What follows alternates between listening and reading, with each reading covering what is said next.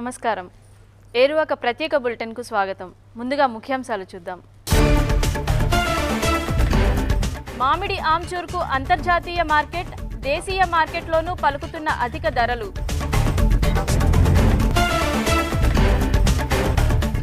పనస తోటల పెంపకంతో అధిక ఆదాయం, అధిక లాభాలు దక్కుతాయి జీవితకాలం.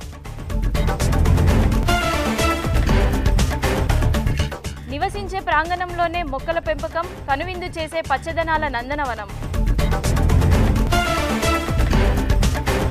వరి నాటు విధానంలో ఆధునిక పద్ధతులు, అందివస్తున్న రైస్ సీడ్ కొత్త యంత్రాలు. శ్రీవరి సాగుతో రైతులకు సిరుల పంటలు, తక్కువ నీటితోనే దక్కుతాయి అధిక దిగుబడులు.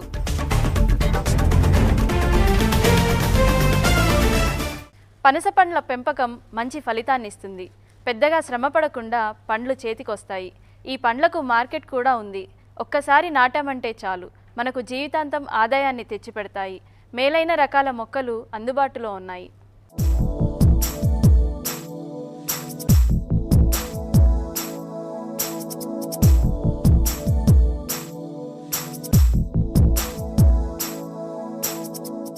జాక్ ఫ్రూట్ తోటలను పెంచడానికి తేమతో కూడిన ఉష్ణమండలాలు, కొండవాలు ప్రాంతాలు చాలా అనువుగా ఉంటాయి.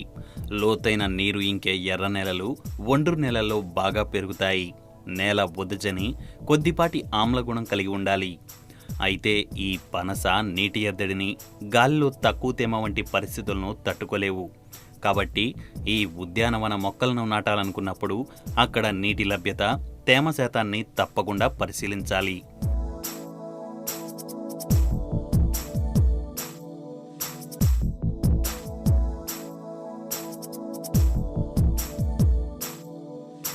పనసలో 3 రకాలుంటాయి. ఒకటి మెత్తటి కండగల రకాలు, రెండవది గట్టి కండగల రకాలు. మెత్తటి కండగల రకాలను బురద పనస, గట్టి కండగల రకాలను కొబ్బరి లేదా కొమ్మ పనస అని వ్యవహరిస్తారు. ఇక మధ్యస్థంగా ఉండే తేనె పనస రకాలు అందుబాటులో ఉన్నాయి. సాధారణంగా గట్టి కండ ఉండే రకాలను అంతా ఇష్టపడతారు. గట్టి కండగల పనసలో సింగపూర్ లేదా సిలోన్, పాలూరు, ముట్టం వరిక్క వంటి రకాలు సాధారణంగా పెంచుతారు.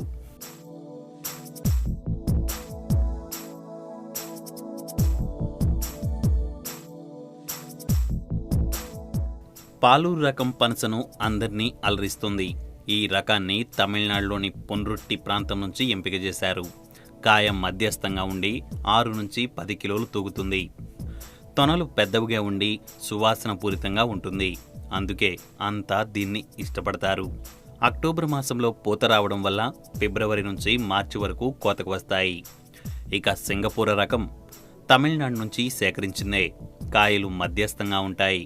తొనలు గట్టిదనంతో కూడి తీయగా ఉంటాయి.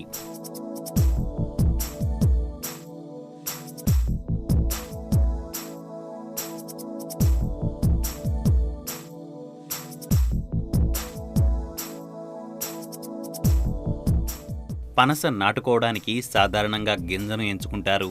కానీ అంట్లను నాటడం వల్ల అవి త్వరగా కాపుకు వస్తాయి. అంతేకాకుండా అంట్లు తల్లి చెట్టు పోలికతో ఉండి కాయ నాణ్యతలో మార్పు ఏమాత్రం ఉండదు. ఏ విధంగా చూసినా అంట్లను నాటుకోవడమే మంచిది. వీటిని నాటడానికి 1x1x1 మీటర్ల లోతుగల గోతులను 10x10 మీటర్ల దూరంలో తీయాలి. ఈ గోతులను తీసి 50 కిలోల పశువుల ఎరువు, 500 గ్రాముల సూపర్ ఫాస్ఫేట్, 100 గ్రాముల ఫాలిడాల్ పొడిని కలిపి మట్టితో నింపాలి. దానిలో మొక్కలు నాటుకోవాలి. నాటిన నాటి నుంచి 2 సంవత్సరాల వరకు అవసరాన్ని బట్టి నీరు పెట్టాలి. ఇవి నీటి ఎద్దడిని తట్టుకోలేవని గుర్తుంచుకోవాలి.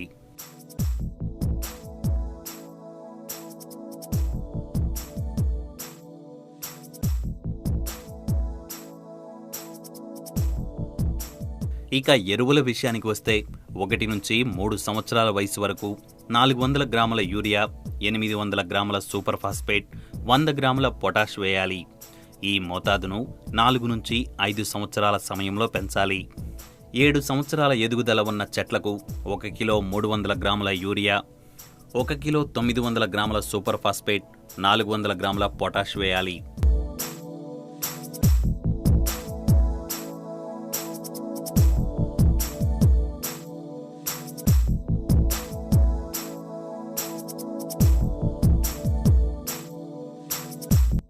చెట్లలో సాధారణంగా పూత, పిందె మీద కుళ్ళు తెగులు వచ్చే అవకాశం ఉంది. ఈ కుళ్ళు తెగులు నుంచి బయటపడడానికి పూత ప్రారంభ దశలో తిరిగి 30 రోజుల తర్వాత 3 గ్రాముల కాపర్ ఆక్సీక్లోరైడ్ మందును లీటర్ నీటికి కలిపి పిచికారీ చేయాలి. ఇక కాయ, కొమ్మలను తొలిచే పురుగుల నివారణ కోసం 1.6 మిల్లీలీటర్ల మోనోక్రోటోఫాస్ మందు లీటర్ నీటిలో కలిపి పిచికారీ చేయాలి. కాయలు లేత పసుపు రంగులోకి మారి కమ్మటి వాసనలు వెదజల్లే కాయలను కోసుకోవాలి.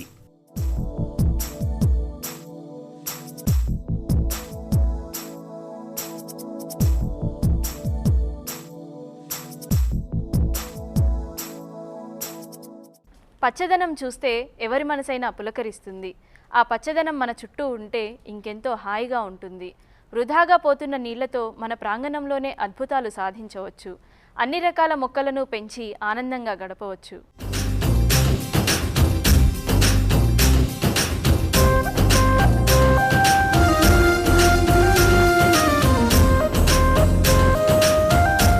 మన ఇంట్లో వాడుకునే నీళ్లు చాలా వృధాగా పోతుంటాయి.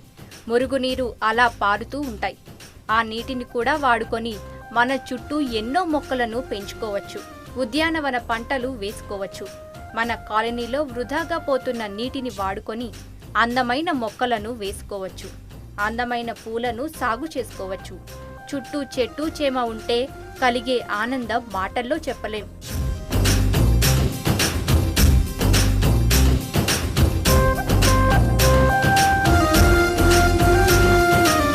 నీటికి కాలువలు కట్టి దాన్ని మనం పెంచే మొక్కలకు మళ్లించాలి. ఆ నీటితో రకరకాల మొక్కలను ఎంచక్కా పెంచుకోవచ్చు. పండ్ల తోటలను ఈ నీటితో సాగు చేసుకోవచ్చు. జామ, మామిడి, సపోటా, అరటి మొక్కలను నాటుకోవచ్చు. అంతేకాదు పూల మొక్కలు, క్రోటాన్ మొక్కలు పెంచుకోవచ్చు. ఇవి చూడడానికి అందంగా ఉండి ఆహ్లాదాన్ని కలిగిస్తాయి. పండ్ల మొక్కలను పెంచుకుంటే మంచి ఆదాయం వస్తుంది. ఆ చెట్లను చూస్తే ఆనందం వేస్తుంది.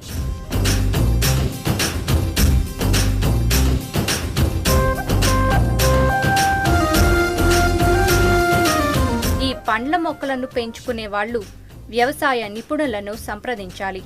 దగ్గరలో ఉన్న ఉద్యానవన శాఖ వారి నుంచి ఈ మొక్కలను సేకరించాలి. వారి సూచనలు తప్పకుండా పాటించాలి. పండ్ల మొక్కలు ఏపుగా పెరగాలంటే తొలినాళ్లలో 3 మీటర్ల ఎత్తుకు ఎదిగిన మొక్కల ప్రక్క కొమ్మలను కత్తిరించాలి. దీనివల్ల అగ్రభాగాన ఉండే కణజాలం బాగా విస్తరిస్తుంది. దీనివల్ల మొక్క నిటారుగా పెరుగుతుంది. తక్కువ కాలంలోనే మంచి పండ్లను కాస్తుంది.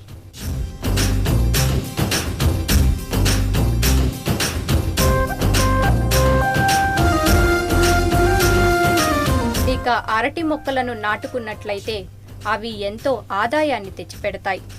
అరటి గెలలు కోసిన తరువాత చెట్టు మాను వరకు కోసేయాలి. అడుగు భాగంలోని పిలకలు తిరిగి చిగురిస్తాయి. అవి చెట్టుగా ఎదిగి అరటి గెలలను వేస్తాయి. ఇవి మనకు ఆర్థికంగా ఉపయోగపడుతుంది.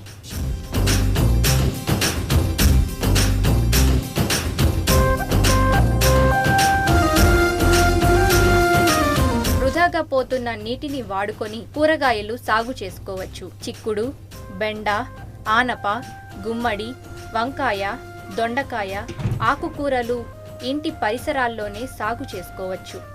మన ఇంటి అవసరాలకు ఉపయోగపడటంతో పాటు మార్కెట్లో వాటిని అమ్ముకొని సొమ్ము చేసుకోవచ్చు. కూరగాయల సాగులో వ్యవసాయ అధికారుల సలహాలు, సూచనలు పాటిస్తే మంచి దిగుబడి సాధించవచ్చు. అయితే రసాయనిక ఎరువులు తగ్గించి సేంద్రియ ఎరువులను వేసినట్లయితే కమ్మని రుచిగల కూరగాయలు పండుతాయి. మనకు కావలసినన్ని కూరగాయలు దక్కుతాయి. మనం పండించిన కూరగాయలను ఆరగించటం ఎంత ఆనందంగా ఉంటుందో అనుభవించండి. ఓసారి ప్రయత్నించండి.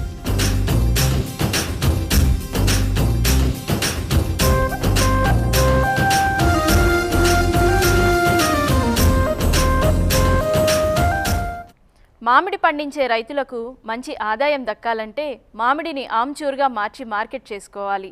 దీంతో లక్షలాది రూపాయలు సంపాదించుకోవచ్చు. మామిడి పండించే రైతులకు ఇది మంచి అవకాశం. మన దేశంలోనే కాకుండా విదేశాల్లోనూ దండిగా డిమాండ్ ఉన్న ఆమ్చూర్ తయారీ కోసం మామిడిని సాగు చేస్తే అధిక లాభాలు మన సొంతమవుతాయి.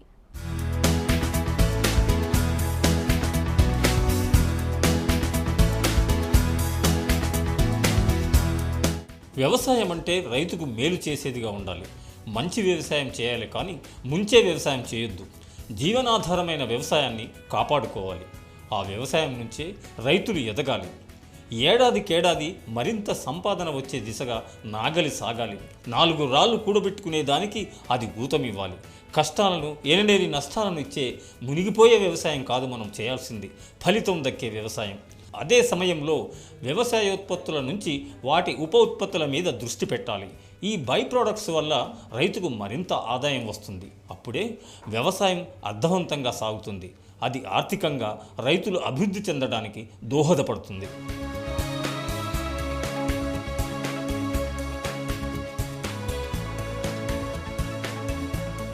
మామిడి తోటలు పెంచిన వ్యవసాయదారులు పంట చేతికి వచ్చిన తర్వాత వాటిని ఆమ్చూర్గా మార్చాలి.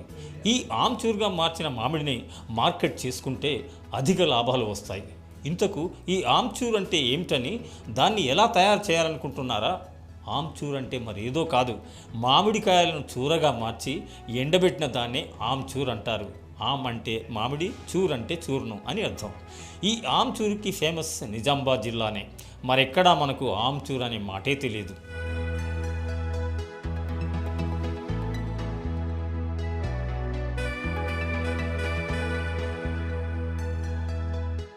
దీన్ని తయారు చేయడం చాలా తేలిక.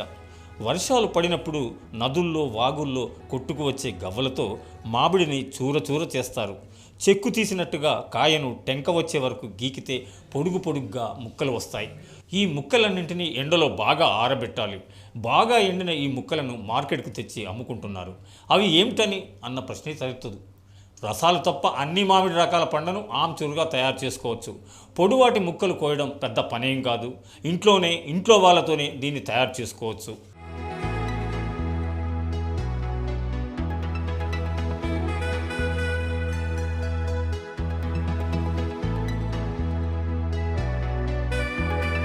ఆమ్చూర్ అమ్మకాలు కేవలం ఒక్క నిజామాబాద్ జిల్లాలోనే జరుగుతాయి.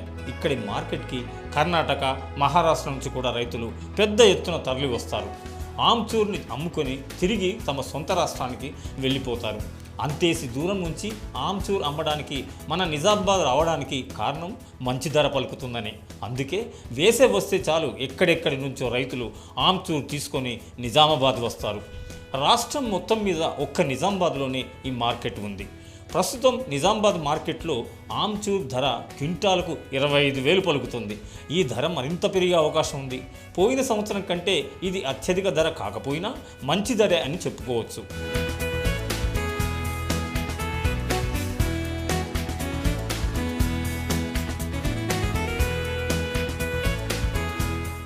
ఆమ్చూర్ వల్ల ఎన్నో ప్రయోజనాలున్నాయి. ఆమ్చూర్ని కొనడానికి దేశంలోని వివిధ ప్రాంతాల నుంచి వ్యాపారస్తులు వస్తారు. రైతుల దగ్గర నుంచి దాన్ని కొని విదేశాలకు ఎగుమతి చేస్తారు. ఈ ఆమ్చూర్ నుంచి అనేక ఉత్పత్తులు తయారవుతాయి. మాజా జ్యూస్ తయారు చేసేటప్పుడు ఆమ్చూర్ పొడిని దాంట్లో వేస్తారు. పలు రకాల రసాయనాలు తయారు చేసేటప్పుడు దీన్ని వాడతారు. అందుకే దీనికి మార్కెట్లో మంచి ధరలు పలుకుతున్నాయి. ఆమ్చూర్ విలువేంటో తెలిసింది కదా.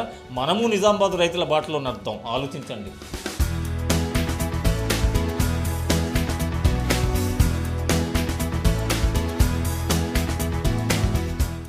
ఏరువాకలో ఇప్పుడొక విరామం తీసుకుందాం.